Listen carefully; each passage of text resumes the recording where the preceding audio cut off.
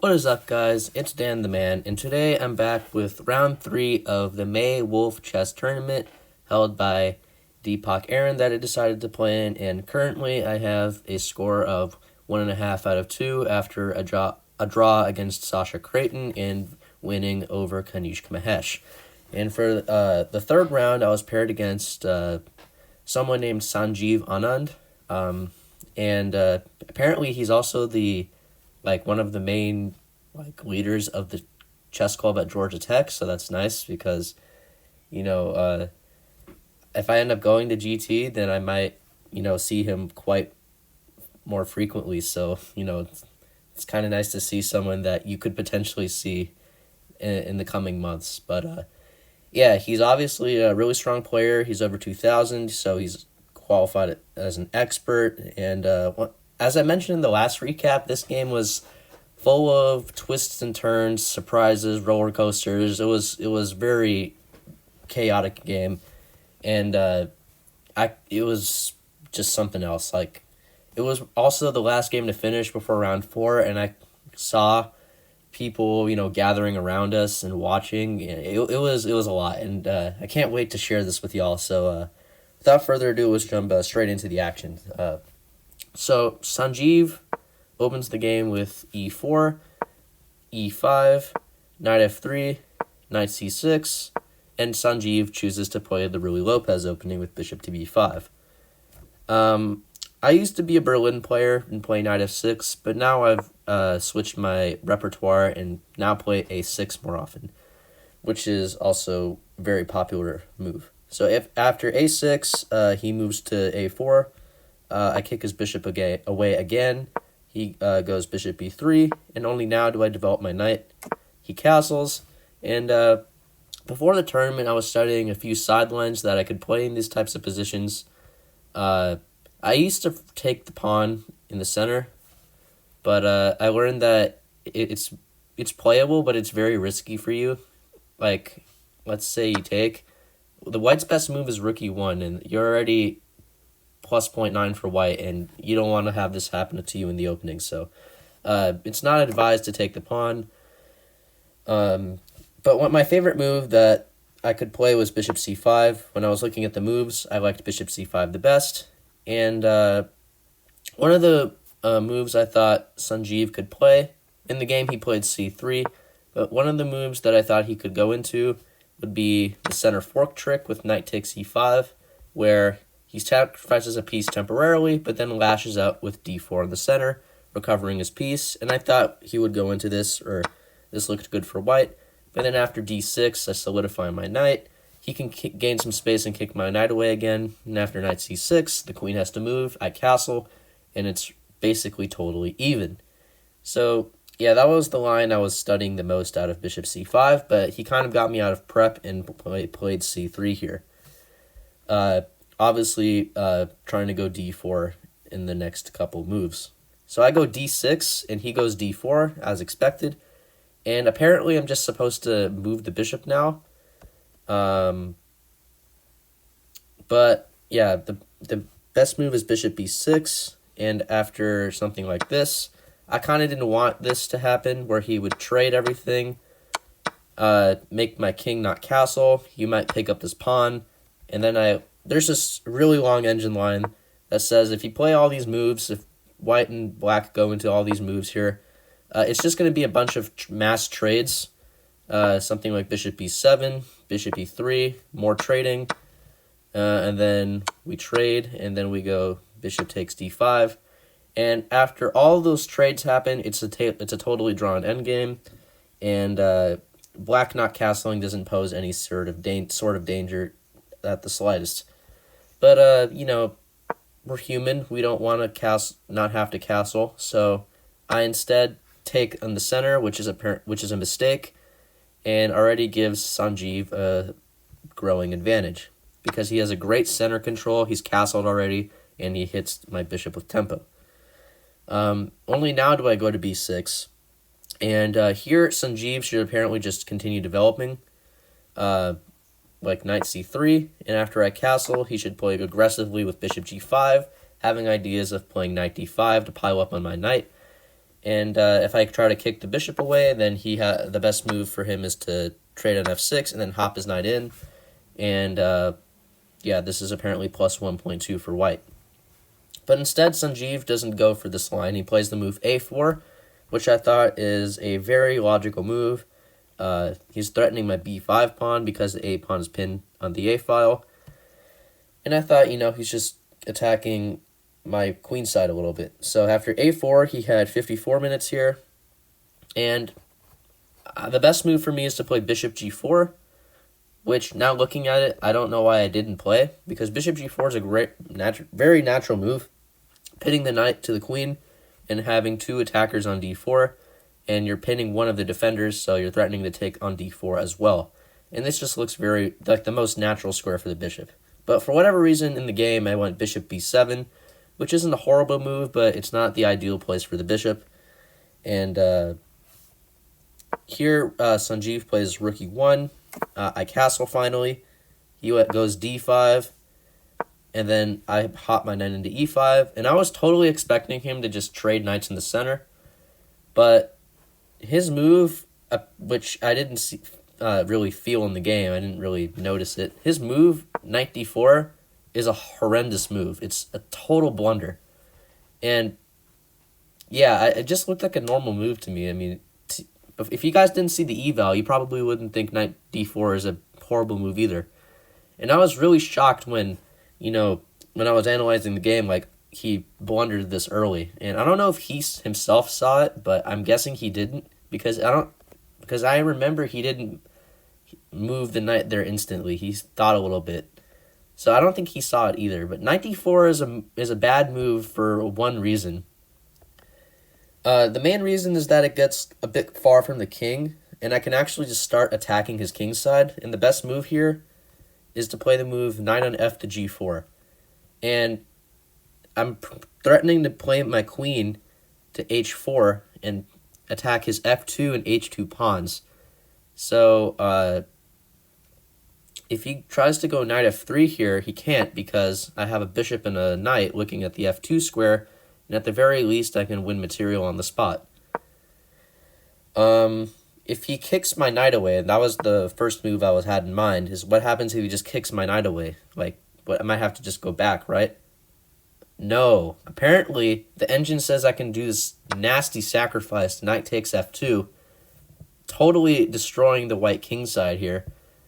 And after king takes, I can play this move queen h4, and it's all of a sudden starting to become a king hunt. After queen h4 check, the best move for white is to go king g1.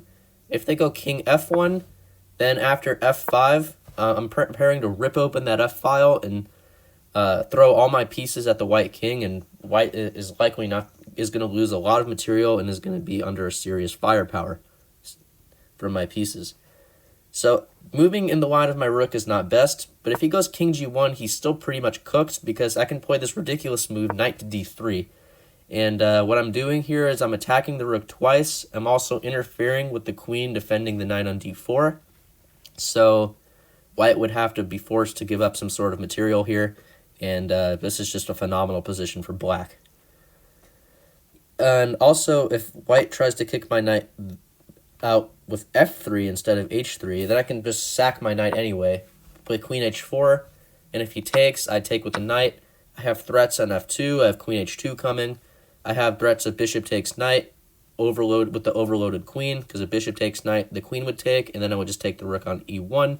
There's just so many threats looming around in the position that he basically is just totally cooked here. Even though he's up a piece, it's just my pieces are just overwhelming his king.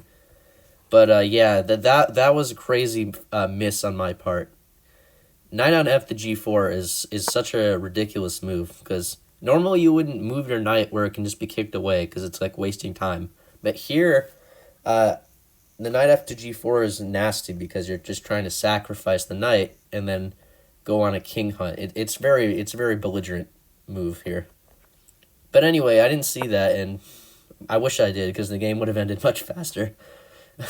So after knight d4, what I'm focused on is not attacking his king, but rather that he's attacking b5 twice. He has a pawn here and a knight here attacking the b5 pawn. So I logically defend it with queen d7, and I lose a chunk of my advantage. Next, Sanjeev plays the move bishop to g5, which I thought was a very annoying move because if I don't do anything, he's going to double my pawns by taking the knight on f6, and I don't really have a way to defend the knight properly. The engine suggests going queen g4 here, which isn't really a natural move in my opinion because white can still double your pawns here, and, you know, white can even hop this knight into f5, and your king is opened up, the knight's on a good outpost. There could be some long-term checkmating ideas if, you'd keep the queens on the board, which is apparently the best move. This just doesn't look like a line you'd go into. So, bishop g5, so I can't really defend the knight properly, and the only real safe square for the knight is to go to e8, which apparently isn't a good move. Here, Sanjeev plays knight f5, and he has a threat of playing bishop to e7, which would trap my rook on f8. So I have to do something about that. And I was thinking about how to do it. The two moves I was considering were f6, which I played in the game, or the move knight to g6, which defends the e7 square, but I kind of rejected it because what if white just, goes h4, and he prepares to kick my knight away with h5. This just kind of looked like inviting trouble on my end. So I end up playing the move f6, which isn't a great move. And he's already having a steady advantage after f6. He just retreats to e3 with his bishop. I decide to trade, and he brings his rook out, and he in the future could swing his rook to h3 or g3, and maybe bring his queen to h5 and have some sort of attack brewing on my king. So after rook takes e3, I'm not comfortable with that knight sitting on f5 where it's very powerful, so I just go ahead and play g6. But rather than moving the knight, he plays rook g3, which pins my pawn to the king. But I quickly stop that problem and play knight g7. Now I am threatening to take the knight because my knight's in the way of his rook. And here he played the move knight h6 check, which isn't really scary. Even though I only have one king move, it's fine. I'm actually the pressure white was building on my king has significantly been alleviated. And after king h8 here, his knight's sort of awkwardly placed. It can't really retreat. It's sort of just stuck on the side, not doing anything. So here he played the move f4, and I play knight f7. I'm like, okay, we can just trade more pieces. And that's exactly what Sanjeev does. We end up trading on f7. And here he had 39 minutes, and I had 37 minutes. Next, Sanjeev plays the move queen to d4, which is a very good move in my opinion, even though it's not best. He centralizes the queen. He lines it up on the diagonal with my king, and the best move here apparently is to play f5, which I was thinking about at first, and he can't take because I guess he could, but it's not best. I first thought I could take with the knight, but I realized the knight's pinned, so but still he shouldn't take. But yeah, after f5, I was saying, what if he just goes e5, and he's preparing to go e6 at some point? Engine says apparently just trade pawns, but why would you give your opponent this much center space? They have great control on the pawns on e5 and d5. They're very far advanced. White could play d6 or something, discover attacking my queen. White could play e6, hitting my queen, and I feel like the pawns would just become overwhelming. But the engine here says it's a draw, so I don't really get why. In the comments, if you guys know why this is a draw, please let me know. So after f takes e5, yeah, it's apparently a draw. But I end up going rook on f to e8. So yeah, the bar is moving quite a lot. So this game is kind of crazy already. And this isn't even the best part. So after rook on f to e8, Sanjeev just plays knight c3, developing. And I'm thinking about taking on a4 and how to deal with my pawn on b5. But taking on a4 would not be right because it would sort of help his bishop get to a better diagonal, and he would hit my rook. So I end up, after a few minutes, deciding to sack the pawn and play king g8. For some reason, I didn't really know what else to do. And that's exactly what happens. After trading rooks on a8, Sanjeev plays knight takes b5. And my intention was that, yeah, I'm down a pawn, but at least I can throw in this check on a1 and, sort of annoy him a little bit. He has to block with something that pins his piece to the king. He'd play bishop d1, or he'd just move his king a little bit more into the open with king f2. So after king f2, he had 36 minutes, and here I play the move bishop a6, attacking his knight, and if the knight moves somewhere, I have rook f1 ideas, because my rook would be defended by the bishop on f1. So after bishop a6, I had 25 minutes. I was down quite a little bit of time here.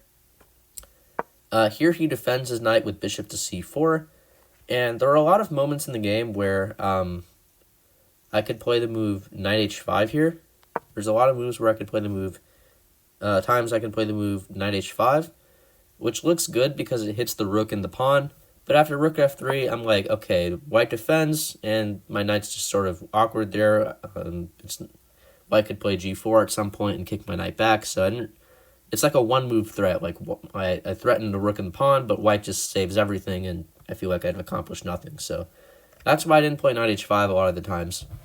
So anyway, after bishop c4, I get excited because I play the move rook a4, and now his bishop's pinned to his queen, and I actually am threatening to take the knight, so I feel like I'm getting some pressure on the queen side. But here he plays the move queen d3, which isn't a great move, and here I play queen d7, adding more pressure to his pieces on the queen side. Let's say he plays a random move. I'm threatening to play rook takes bishop here and gain 2 pieces for the rook. So after queen takes, I would, do something like this. And if he were to trade, my idea was to get 2 minor pieces for the rook, which, even though I have that, white's apparently slightly better, but hey, we didn't know that over the board. So after queen to d7 here, Sanjeev plays the move b3. I go rook b4, and I'm really trying to be aggressive, attacking his knight 3 times. But, he just saves his knight with knight a3. His bishop's still sufficiently defended, and I basically have to trade on c4.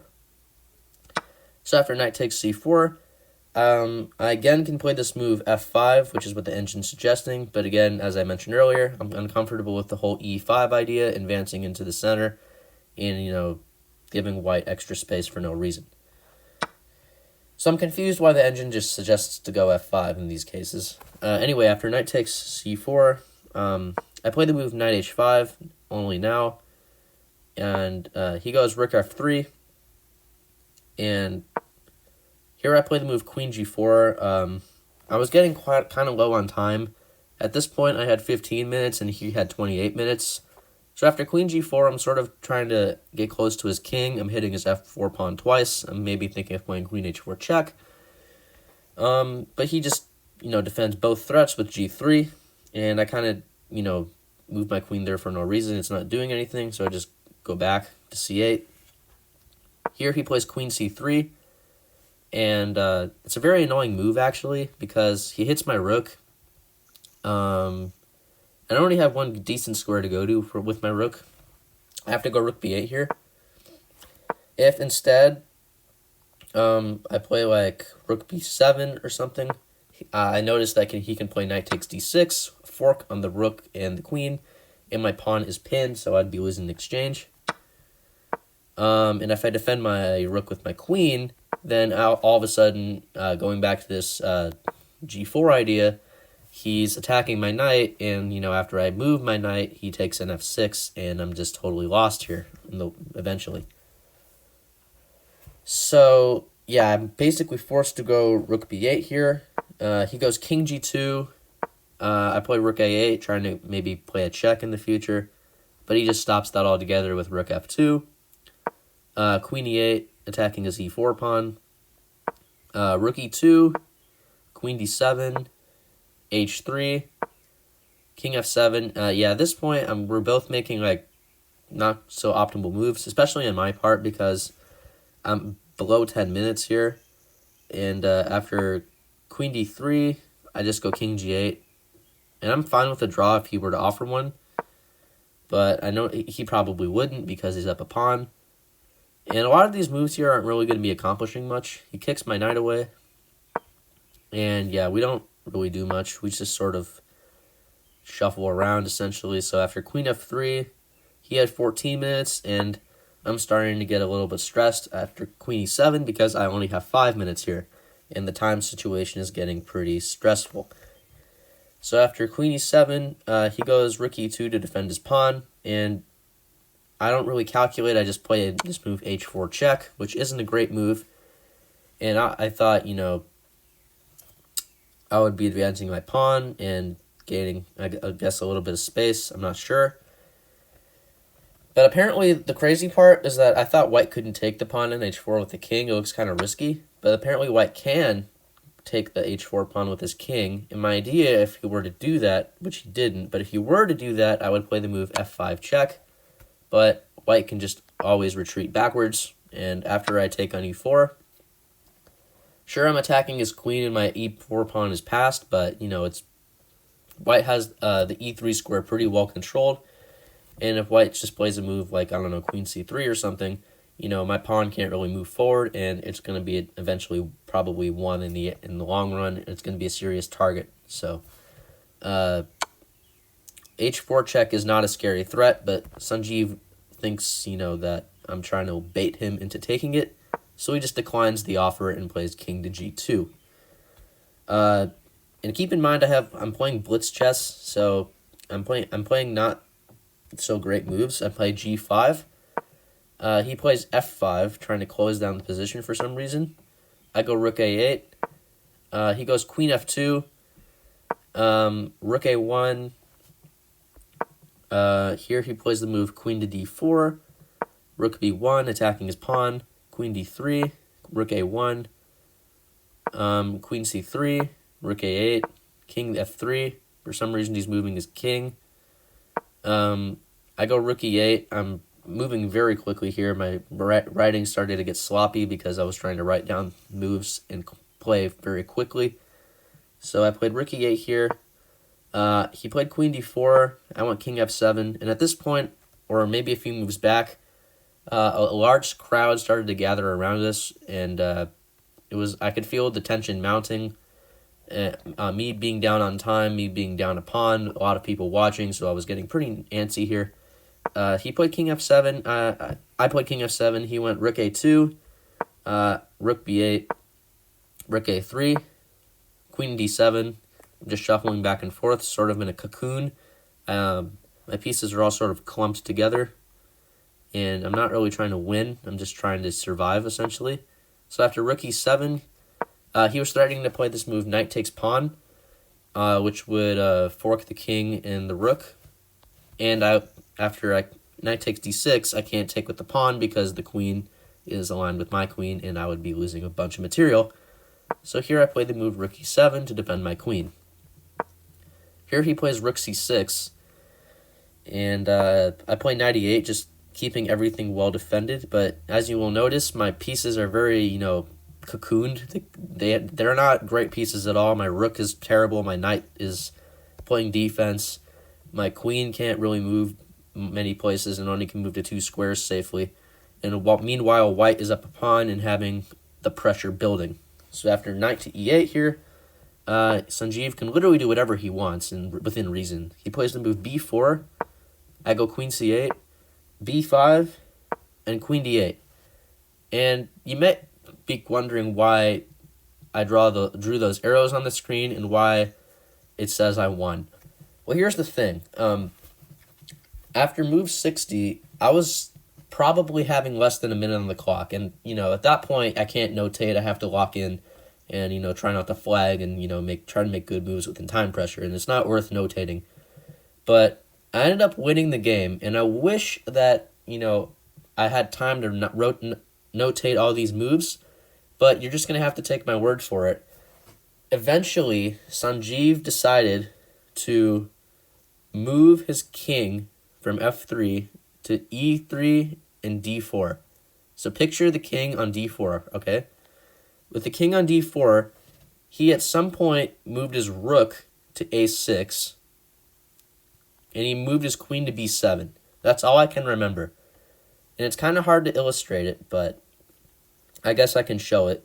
Rook A, this isn't any of the moves, but let's just show this point. His queen is here, and then, you know, something like this. And then let's say he moves his knight. This was sort of the position, and I remember playing the move c5 check here, which is a discovered attack on his king and his queen. So I remember him taking en passant. I think he took like this or something. And I ended up taking his queen here and basically just going on to win the game. So him hanging a queen with having like 10 minutes to me having 1 minute was absolutely astonishing. And I did not deserve to win that game at all. And he was obviously kind of upset because, you know, he lost to an underdog. He was 200 points ahead of me.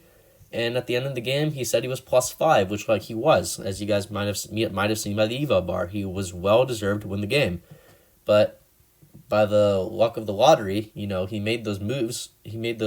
And that led me to win his queen and eventually win the game.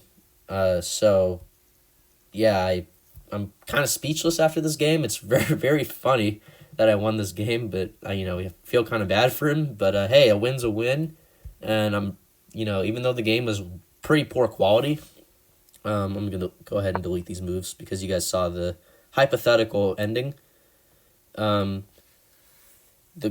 game was not very high quality at all, and if we look at the accuracy here, it was not good at all. He had an accuracy of 77.2, and I had an accuracy of 73.4, but that's neglecting the fact that I forgot those moves that I could notate under time pressure, so the accuracies are not fully representative, but they probably would still be around what you see on the screen.